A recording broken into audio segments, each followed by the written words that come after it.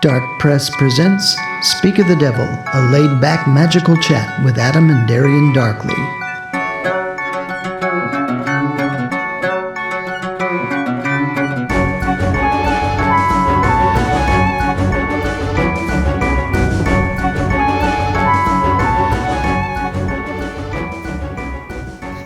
Greetings, Darklings. I'm Adam. And I'm Darian.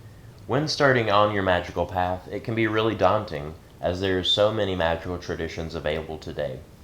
In my personal opinion, I feel like no one path is perfect, no one magical system infallible, and that the witch would be wise to learn and research, to experiment and dabble along the way.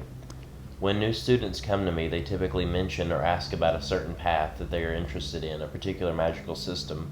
I typically ask them their very purpose for desiring to learn sorcery, that I believe that's one of the first big steps for deciding which magical tradition or path that you may find the most success in.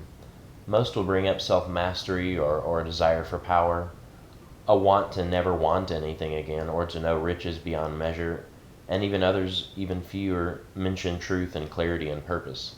Yet I believe no one path has all the answers, and that's usually what I tell them, as I believe most paths are like a corner of the map, a piece or portion of the puzzle, ripe with allegories to encourage us to question our reality and our place in it, mythologies that serve as keys to doorways we have yet to venture forth into, each only a glimmer of the truth. I say let truth be your guide. Take time for introspection, to seek inward and clarify your purpose for even working in the occult. Have fun with it, respect traditions and cultures, be willing to listen to elders and open to sharing and even teaching when the time is right, yet let wisdom and truth always be your guide. That's really good. To give you some idea, here are just a few of the many traditions that one would encounter looking for a path in modern magic. British traditional Wicca, Gardnerian Wicca, Alexandrian Wicca, Central Valley Wicca, Algard Wicca, Chthonioi Alexandrian Wicca, Blue Star Wicca, Eclectic Wicca, and Inclusive Wicca, Celtic Wicca, Saxon Wicca, Dianic Wicca, McFarlane Dianic Wicca, Fairy Wicca, Gregorian Wicca, Odyssean Wicca, the Wiccan Church, New Reformed Orthodox Order of the Golden Dawn, Church and School of Wicca, Circle Sanctuary, Covenant of the Goddess, Aquarian Tabernacle Church, Rowan Tree Church, Covenant of Unitarian Universalist Pagans, Covenant of the Far-Flung Net, Strageria, Hedge Witchcraft, Cochrane's Craft, Children of Artemis, the Fairy Tradition.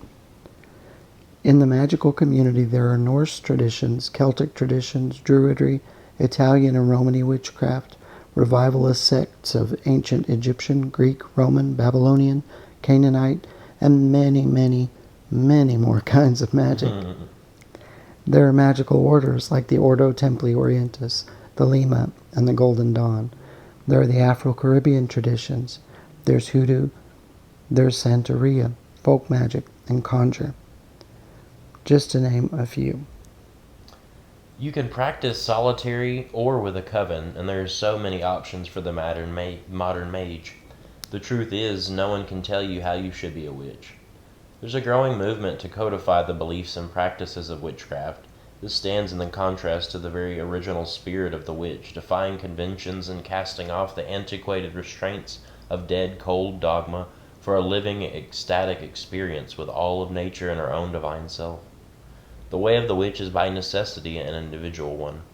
Not to say that we cannot learn from and work with another, but the way magic works for you is completely different than the way it works for everyone else, which would require an entire religion devoted to each and every witch themselves, if we're being honest.